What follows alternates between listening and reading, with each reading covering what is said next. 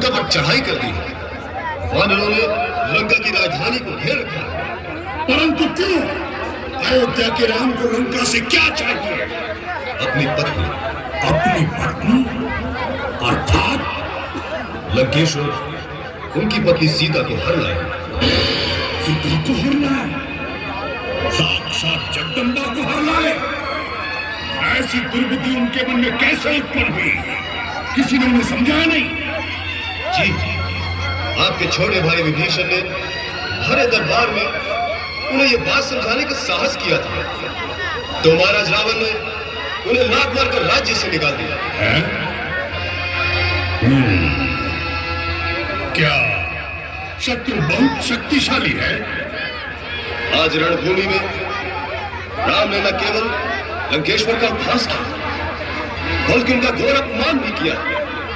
निशस्त्र करके उन्हें यह कह के छोड़ दिया कि जाओ, अभी थके हुए। न थके हुए निहत्थे शत्रु पे वार नहीं करते। महाराज रावण अपने भवन में आपकी प्रतीक्षा कर रहे हैं।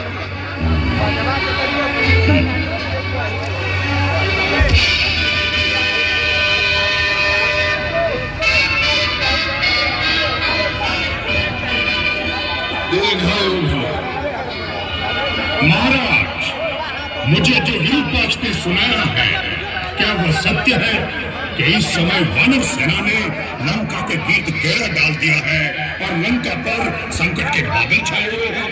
हाँ तात, इस समय लंका संकट में आ गई है, इसीलिए तुम्हें असमय में ही जगाया गया है, क्योंकि हम सबकी आशा अब केवल तुम पर ही केंद्रित है।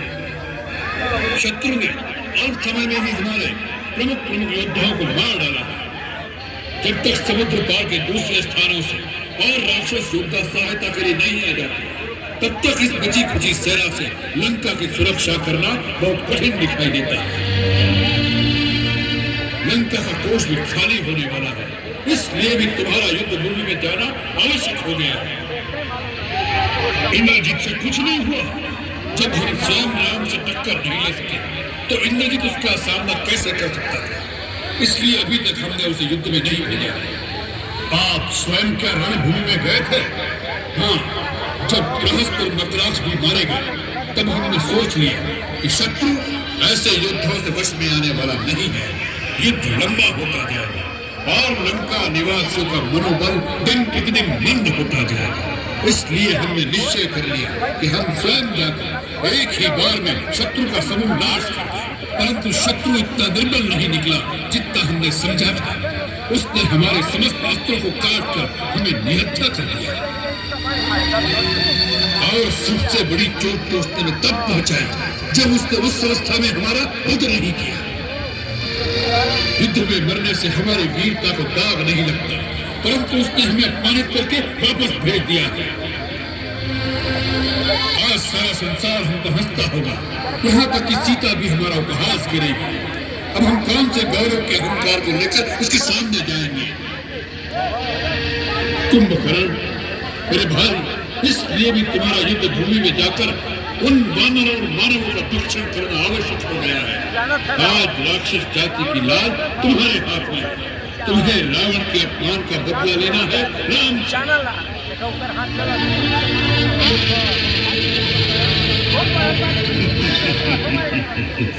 तीनों लोकों का विजेता रावण, जिसके आगे शस्त्रहीन, श्रीहीन और मानहीन होकर रह गया, उस पर भी आपने इस बात पर ध्यान नहीं दिया कि वास्तव में श्री राम कौन है।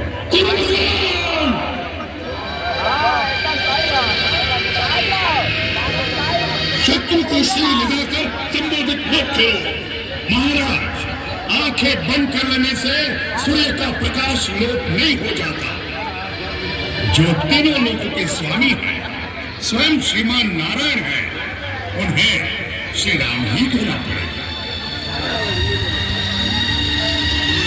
भैया, शायद आप ये भूल गए हैं कि श्री राम से कई पीढ़ियां पहले इक्ष्वाकु वंश के एक राजा ने आपको श्राप दिया था कि जब स्वयं श्रीमान नारायण हमारे कुल में अवतार लेंगे, तब वह उसी नर रूप में आपका विनाश करेंगे।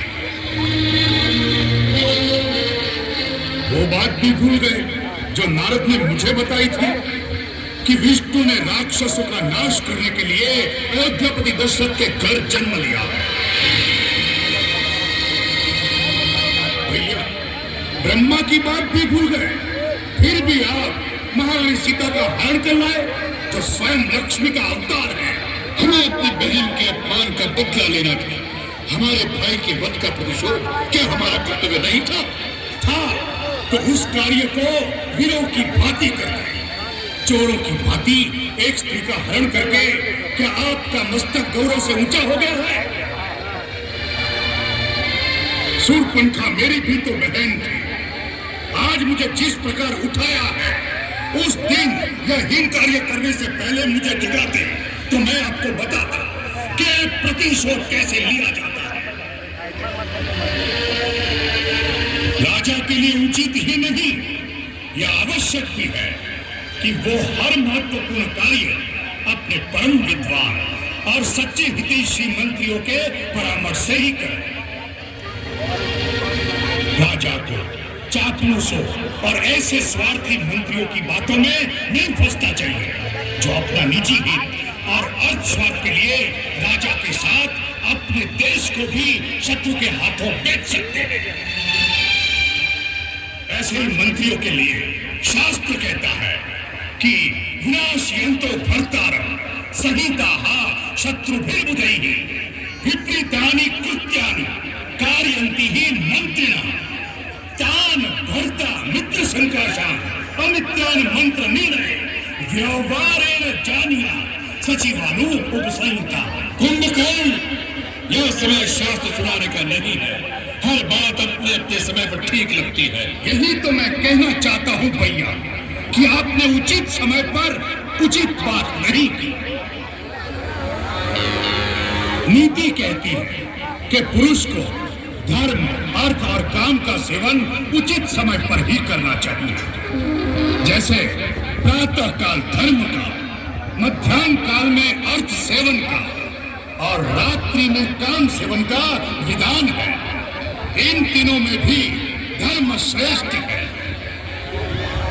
अतः जहाँ अर्थ और काम का सेवन धर्म विरुद्ध हो, वहाँ उन दोनों की उपेक्षा करके धर्म के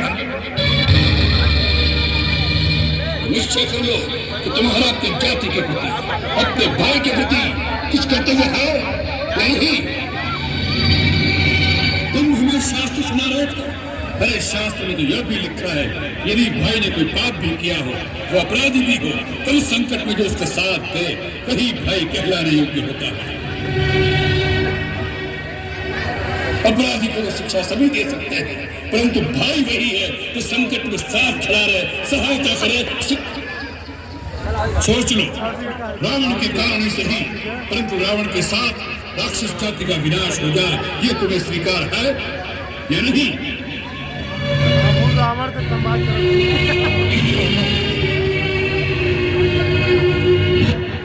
जीते जी, यदि बड़े भाई को चिंता रहे या वो संकट में आ जाए तो छोटे भाई पर धिक्कार है। छोटा मित्र भी है और सेवक भी है। मजा आई कुचल जाएगी।